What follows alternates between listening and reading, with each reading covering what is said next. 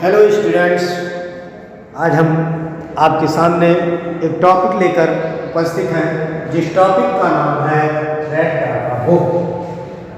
वर्तमान कोर्स के अनुसार यूपी बोर्ड में यह लास्ट आपका टॉपिक है। इस टॉपिक के बाद आपका कोर्स पूर्ण हो जाएगा, आप तैयारी में लगते हैं। आइए देखते हैं रेड डाटा बुक क्या है। विश्व में 1948 ईस्वी में IUCN नाम की एक संस्था बनाई गई जिसका मुख्यालय स्विट्जरलैंड में है।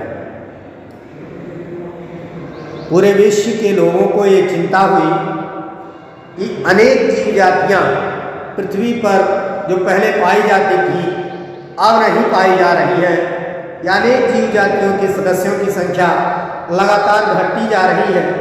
इस तरह से जीव जातियों के महत्व और उपयोगिता को समझते हुए एक सर्वे किया गया और सर्वे करने के लिए एक संस्था बनाई गई। उस संस्था का नाम था IUCN, international union of conservation of nature and natural resources.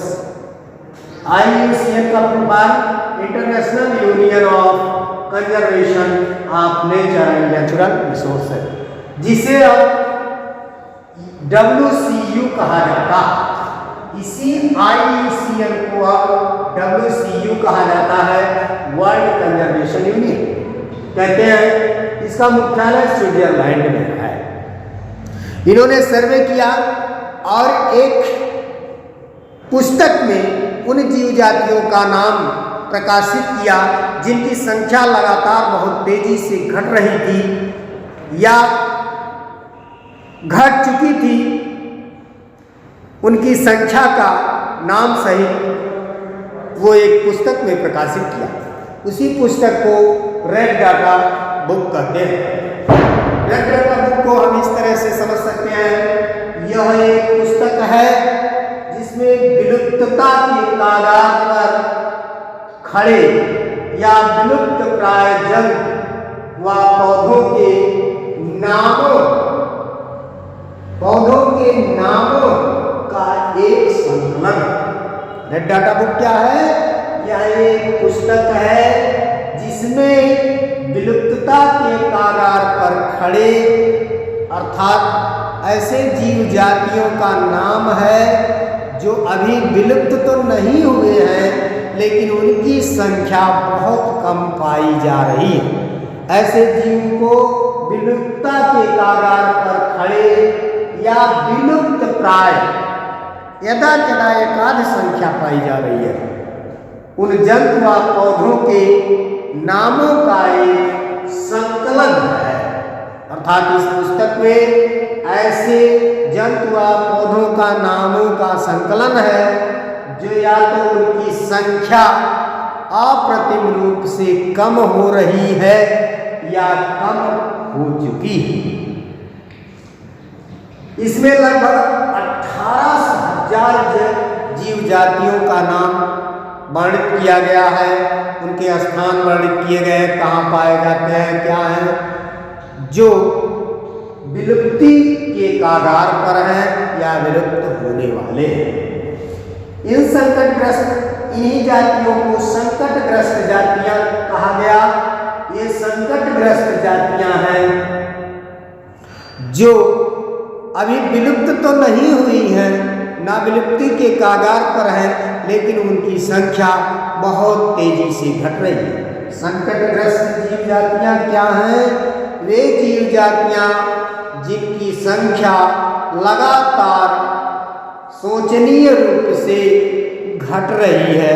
यदि इसी क्रम से घटती रही तो वह भी विलुप्ति के कगार पर पहुंचकर विलुप्त हो जाएंगे। उन्हें संकटग्रस्त जातियां कहा गया। संकटग्रस्त जातियों का कुल विवरण 11,296 रेड डाटा बुक में दिखाया गया, जिसमें जंतुओं के 5,611 तथा पादपों के 5,685 जीव जातियों की संख्या दर्शाई गई है। पूरा देखिए, संकटग्रस्त जातियां क्या हैं? वे जीव जातियां जिनकी संख्या लगातार शोचनीय रूप से घट रही है, उनके घटने की दर को देखकर ऐसा मालूम होता है कि निकट भविष्य में ही उनके कोई भी सदस्य पृथ्वी पर मौजूद नहीं रह जाएंगे। ऐसी जीव जातियों को संकटग्रस्त जातियां कहते हैं। और वे जीव जातियां जो अब गिने चुने कहीं कहीं पाए जा रहे हैं, उन्हें विलुप्त प्राय जीव जातियां कहते हैं, अर्थात अप्रतिम रूप से घट चुकी है, अब कहीं कहीं पाए जा रहे हैं। भारत के 81 जंतु जातियों के नाम उसमें दर्शाए गए हैं, जिसमें से हम कुछ नाम आपको दे रहे हैं। संकटग्रस्त जीव जातियां हैं तेंदुआ, गैंडा, रीढ़, गिब्बन, सांभर, शेरपुच्छ बंदर, बारहसिंगा, तोमर और भी बहुत सारी इस तरह से 81 जीव जातियों के नामों का नामोल्लेख किया गया है। अब देखें विलुप्ति क्या होता है। किसी भी जीव जाति का पृथ्वी से पूर्ण रूप से गायब हो जाना, अर्थात उनके किसी भी सदस्य का ना पाया जाना विलुप्ति कहलाती है। किसी भी जीव जाति का पृथ्वी से पूर्ण रूप से गायब हो जाना, अर्थात उनके किसी भी सदस्य का पृथ्वी पर अब ना पाया जाना विलुप्ति कहलाती है।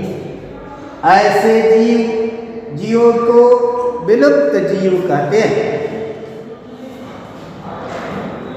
ऐसे जीव जो विलुप्त हो गए हैं, अब उन्हें पृथ्वी पर उत्पन्न करना या उनका पृथ्वी पर उत्पन्न होना संभव दिखाई नहीं देता। पुनः देखें, विलुप्ति का अर्थ होता है गायब हो जाना, अर्थात किसी भी जीव जाति का संपूर्ण पृथ्वी से पूरी तरह से गायब हो जाना या उनके किसी सदस्य का पृथ्वी पर ना पाया जाना विलुप्ति कहलाता है। और ऐसे जीवों को विलुप्त जीव कहते हैं।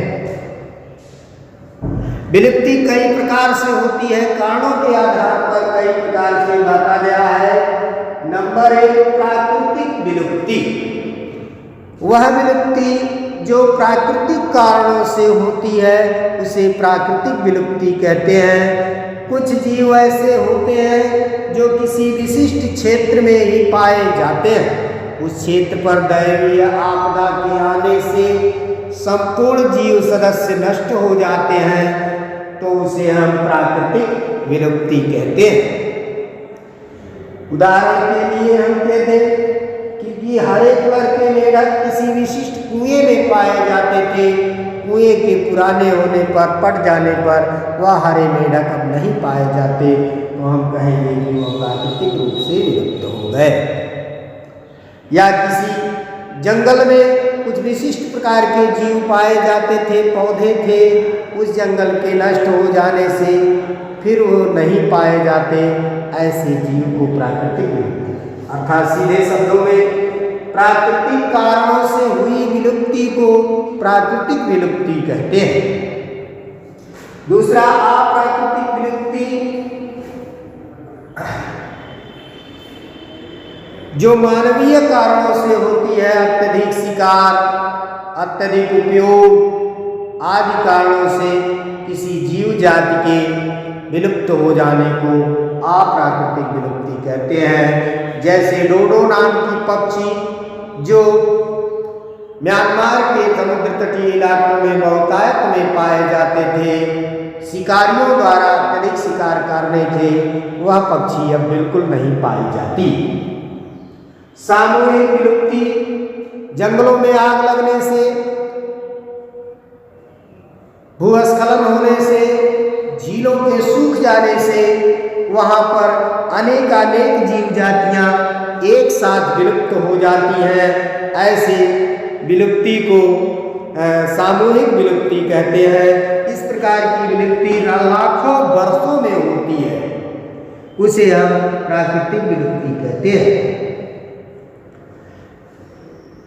एंथ्रोपोजेनिक विलुप्ति वह विलुप्ति जो मानवीय कारणों से मानव के विकासीय उद्देश्यों की पूर्ति के कारण होती है, उसे हम सामूहिक एंथ्रोपोजेनिक विलुप्ति कहते हैं।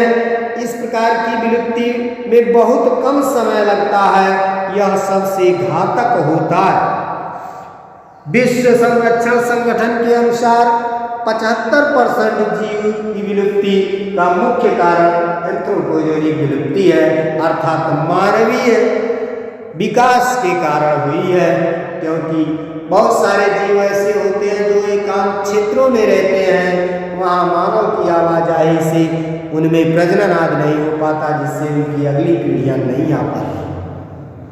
सहविलुप्ति किसी एक जीव के विलुप्त होने से उस पर आश्रित उसकी उत्तरजीविता में रहने वाला दूसरा जीव भी विलुप्त हो जाता है, ऐसे को हम सहविलुप्ति कहते हैं।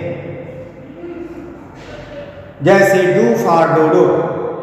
डोडो नाम की चिड़िया थी जो डू नाम के वृक्ष का सीड खाया करती थी, और जब ये सीड उसके आहार नाल से गुजर जाता था तब वह पौधा उगता था। और इस प्रकार से डोडो नाम के बर्ड की मानवीय कारण से विलुप्ति होने से डू नाम का वृक्ष भी अब नहीं पाया जाता। इस तरह से डोडो पक्षी के विलुप्त होने से डू वृक्ष का विलुप्त होना सहविलुप्ति का उदाहरण है। विलुप्ति के प्रमुख कारण।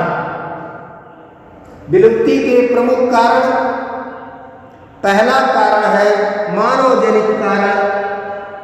मानव का शिकार करना, मानव का नवनिर्माण करना, जिससे जीवों के आवासों की क्षति होती है और वह विलुप्त हो जाते हैं। पहला मानवीय कारण। दूसरा, जीवों के विशाल शरीर का आकार। जैसे डायनासोर विलुप्त हो गया अपने विशाल शरीर के कारण। आज व्हेल, ब्लू व्हेल विलुप्ति के कगार पर है, उसका भी एक मुख्य कारण है विशाल शरीर का आकार। विशाल शरीर आकार वाले जीव को भोजन की अधिक आवश्यकता होती है तथा तीव्र गमन भी नहीं कर पाते हैं, जिससे उनकी सुरक्षा भी नहीं होती है, अतः उनकी संख्या दिनों ब दिन शोचनीय रूप से घटती चली जाती है। किसी एक क्षेत्र में रहने वाले जीव, कुछ जैसे ऐसे जीव हैं कि किसी क्षेत्र विशेष में ही रहा करते हैं, उस क्षेत्र के आवास के समाप्त होने से उनकी विलुप्ति हो जाया करती है। तीसरा कारण, खाद्य श्रृंखला के एक कड़ी का गायब होना। खाद्य श्रृंखला के एक कड़ी यानी उच्च श्रेणी के उपभोक्ता। खाद्य श्रृंखला में जो उच्च श्रेणी के उपभोक्ता, उच्च श्रेणी का उपभोक्ता मतलब जैसे घासें हैं, घासों को खाता है हिरण और हिरण को खाता है बाघ। बाघ को खाने वाला आगे कोई नहीं है, तो ये उच्च श्रेणी का उपभोक्ता होता है। उच्च श्रेणी के उपभोक्ता हिरण पर आश्रित है या ऐसे ही कुछ अन्य जीवों पर आश्रित है। इनकी संख्या प्रायः कम रहती है, जिसके कारण थोड़ी सी प्रतिकूल परिस्थितियों आने पर यह विलुप्ति के कगार पर पहुंच जाते हैं। चौथा कारण है स्थिर पलायन। आवासों के बर्बाद होने से कुछ ऐसे जीव हैं जिनकी संख्या प्राकृतिक रूप से कम हुआ करती है, वह अस्थायी रूप से दूसरी जगहों पर जाते हैं, तो उनकी संख्या कम होने से जंतुओं में सामंजस्य स्थापित नहीं हो पाता, वातावरण से अनुकूलन नहीं हो पाता, जिसके कारण उनकी संख्या नहीं बन पाती है और वो विलुप्ति के कगार पर पहुंच जाते हैं। लास्ट कारण है निम्न जन्म दर। सबसे मुख्य कारण है निम्न जन्म दर। बहुत से ऐसे जीव हैं जैसे हाथी अपने जीवन काल में 1 या 2 बच्चों को ही जन्म दे पाती है, हाथी का जन्म काल 18 महीने उसकी गर्भावधि होती है। अतः इनकी जन्म दर कम होने से इनकी अगली पीढ़ियां बहुत कम संख्या में उपलब्ध होती हैं, जो विलुप्ति के मुख्य कारण है। इस प्रकार से आपने देखा था कि रेड डाटा बुक क्या है, विलुप्ति क्या है, संकटग्रस्त जातियां क्या है, विलुप्ति के प्रकार क्या है, और लास्ट में विलुप्ति के कारण। विलुप्ति के कारण में मानवीय कारण जैसे शिकार करना, आवास बनाना, सड़कें बनाना, कारखाने लगाना, प्रदूषण होना, ये मानवीय कारणों से विलुप्ति हुई। दूसरा, प्राणियों के शरीर का बहुत बड़ा आकार होना, जैसे व्हेल, डायनासोर की विलुप्ति है। तीसरा, किसी विशिष्ट स्थान पर जीवों का पाया जाना, केवल उस स्थान के आवास के नष्ट होने पर वो नष्ट हो जाते हैं। और चौथा कारण, उच्च खाद्य श्रृंखला पर उपलब्ध होना, उच्च श्रेणी के उपभोक्ता होना, यह भी एक विलुप्ति का कारण है। और लास्ट कारण जो है उनका निम्न जन्म दर का पाया जाना।